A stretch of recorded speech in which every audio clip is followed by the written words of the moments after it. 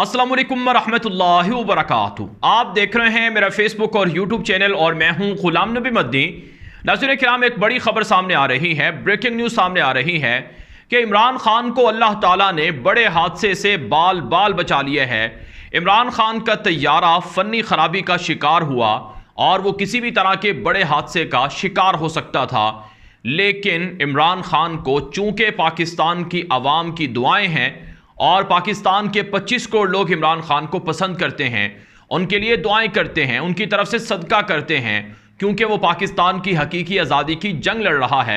इस वजह से अल्लाह ताला के फजल व करम से इमरान खान तैयारे की जो फ़नी ख़राबी हुई उसके बावजूद वो तैयारा लैंड करवा लिया गया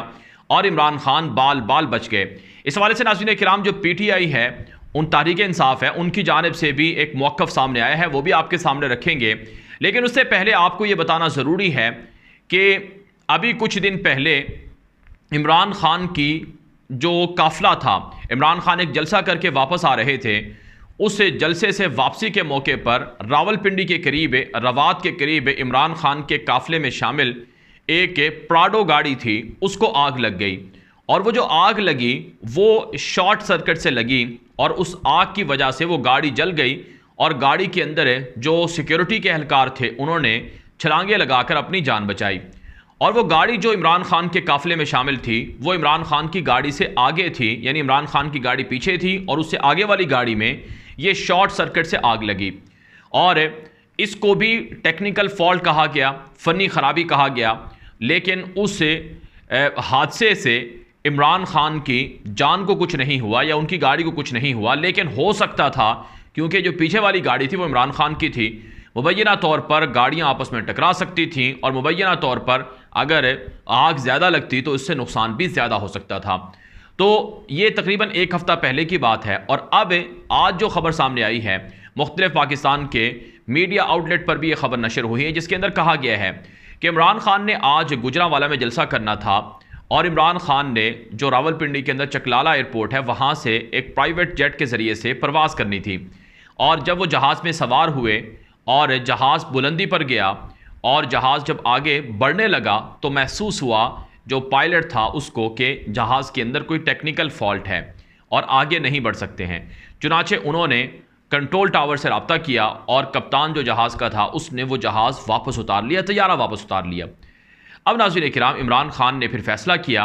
कि बज़रिया सड़क जाना चाहिए, बज़रिया रोड जाना चाहिए। और चुनाचे इमरान खान अभी कुछ देर पहले जब जलसा उन्होंने शुरू किया तो उसके अंदर उन्होंने बाकायदा ये बात कही कि मैं सड़क के रास्ते आया हूँ क्योंकि मैं जहाज़ के ज़रिए नहीं आ सका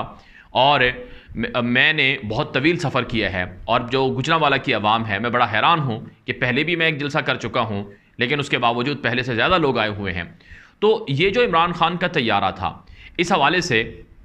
एक रिपोर्ट तो ये है, एक राय तो ये है कि इसके अंदर कोई टेक्निकल फॉल्ट था और टेक्निकल फॉल्ट की वजह से इसको उतारा गया है। नाज़रीन किराम, दूसरी तरफ से जो राय सामने आ रही है तहरीक इंसाफ के कुछ लोगों की जानिब से, उसमें यह कहा गया है कि मौसम की ख़राबी थी जिसकी वजह से ये तैयारा उतारा गया। फिर सवाल ये होता है कि जब मौसम की ख़राबी थी तो जहाज़ उड़ाया ही क्यों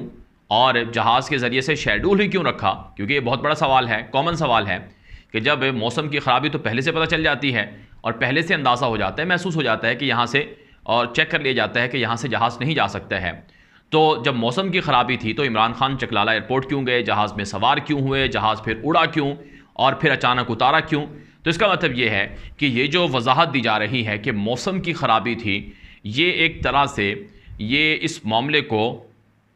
छुपाने के लिए या इस मामले को ठंडा करने के लिए है, क्योंकि बहुत से लोग परेशान हो सकते हैं और इससे लोगों को, मुखालिफिन को एक तरह से मौका मिल सकता है। तो इसलिए मुमकिन है कि ये बात छुपाने के लिए या इस पर पर्दा डालने के लिए ऐसा किया गया हो। लेकिन दूसरी तरफ से एक और जो राय है टेक्निकल फॉल्ट की, उसे भी कुछ लोग पेश कर रहे हैं और वो इस वजह से पेश कर रहे हैं क्योंकि नाज़रीन किराम, इमरान खान को माइनस करने की कोशिशें हो रही हैं। इमरान खान सियासी तौर पर तो मुखालिफिन से हराया नहीं जा सका। इमरान खान ने इलेक्शन लड़ने का फ़ैसला किया, 9 हलकों में इमरान खान तने तनहा इलेक्शन लड़ रहा था कि मुखालिफिन अब इलेक्शन से ही भाग गए। पहले 9 हलकों में इस्तीफ़े मंजूर किए और अब खबर आई है कि 9 हलकों में जो इस्तीफ़े थे वो रिजेक्ट कर दिए गए हैं, यानी वो इस्तीफ़े वो जो पहले मंजूर किए गए थे अब वो नामंजूर कर दिए गए हैं, और जो 9 हल्के थे उन पर जो तहरीक इंसाफ के MNAs थे उनको बहाल कर दिया गया है इस्लामाबाद हाई कोर्ट के ज़रिए से। तो विकटें उठाकर भाग गए, इलेक्शन से डर गए और जनरल इलेक्शन ये करवा नहीं रहे हैं क्योंकि इन्हें पता है इमरान खान 2/3 अक्सरियत से आ जाएगा। तो मुखालिफिन इमरान खान को किसी भी तरह से टेक्निकली और सियासी बुनियादों पर उसे शिकस्त नहीं दे सके, और ना ही इमरान खान के खिलाफ कोई ऐसा केस इनको मिला कि जिससे इमरान खान को अदालत के ज़रिए से नाहिल करवाएं या सज़ा दिलवाएं। और वो एक केस इन्होंने बनाया जिसमें एक जज के बारे में कहा कि इमरान खान ने कि उनके खिलाफ कानूनी कार्रवाई करेंगे, उसको दहशतगर्दी भी बना दिया, उसको तौहीन अदालत भी बना दिया। तो मुखालिफिन को बहुत पहले से मुखालिफिन की साजिशें हैं। इमरान खान खुद कह चुके हैं कि महल्लाती साजिशें हैं और बंद कमरों की साजिशें हैं कि इमरान खान को रास्ते से हटा दिया जाए, यानी उनको कत्ल कर दिया जाए और उनकी जान ले ली जाए। और इमरान खान बारहा कह चुके हैं और उनको कहा भी गया कि आप अपनी सिक्योरिटी का ख़ास ख्याल रखें, आप जो जलसे करते हैं, लोगों से मिलते हैं, गैदरिंग करते हैं, उसमें सिक्योरिटी का ख़ास ख्याल रखना चाहिए। बल्कि पाकिस्तान के मायना सहाफ़ी तो ये भी कह चुके हैं कि KP के अंदर कोई दहशतगर्द पकड़ा गया था जो इमरान खान के कत्ल करने के लिए भेजा गया था। तो इमरान खान के मुखालिफिन उनकी जान के दरपे हैं, ये तो इमरान खान खुद कह चुके हैं। और इमरान खान कहते हैं कि चूँकि ज़िंदगी अल्लाह ने देनी है, मौत अल्लाह ने देनी है, इसलिए मैं डरता नहीं हूँ, घबराता नहीं हूँ, और जो ज़िंदगी मौत है वो अल्लाह के हाथ में है। जब मौत आनी होगी तो कोई मुझे बचा नहीं सकता है, और जब मेरी ज़िंदगी होगी तो कोई मुझे मार नहीं सकता है। तो इमरान खान का तो ईमान है, यकीन है, जिसकी वजह से वो ये करते हैं। लेकिन बहरहाल उनके जो कारकुन हैं वो बड़े परेशान हैं। नाज़रीन किराम, इमरान खान इससे पहले जब अप्रैल के अंदर जब उनको वज़ारत उज़्मा की कुर्सी से हटाया गया था तो उस वक्त वो कराची के अंदर जलसा करने गए, तो उस वक्त भी जिस जहाज़ में वो गए थे उसके अंदर भी टेक्निकली फॉल्ट आ गया था, और फिर इमरान खान दूसरे जहाज़ के ज़रिए से वापस आए थे। और इससे पहले इमरान खान अक़वाम मुत्तहिदा के अंदर जब वो खिताब करने गए थे तो जो जहाज़ सऊदी अरब ने दिया था वली अहद मोहम्मद बिन सलमान ने, उस जहाज़ के अंदर भी कोई फॉल्ट आ गया था, जिसके बाद इमरान खान वो कुछ सफ़र करने के बाद दोबारा वाशिंगटन गए थे, गालिबन वहाँ एयरपोर्ट पर उतरे थे, और फिर उसके बाद पाकिस्तान के जहाज़ के ज़रिए से वो वापस आए थे। तो बहरहाल नाज़रीन किराम, अब ये तो बात ढकी छुपी नहीं है कि इमरान खान की मुखालफत में लोग किसी भी हद तक जा सकते हैं, लेकिन तहरीक इंसाफ के लोग कहते हैं कि ये जो दुश्मन है इस दुश्मन पर भी नज़र रखना होगी, और जो मौजूदा हुकूमत है इनको भी इमरान खान की सिक्योरिटी का ख़ास तौर पर ख्याल रखना होगा, और ख़ुद तहरीक इंसाफ को भी अपने कप्तान की सिक्योरिटी का ख़ास ख्याल रखना होगा, क्योंकि इस तरह से कुछ भी हो सकता है, कोई भी दुश्मन कोई भी फ़ायदा ले सकता है।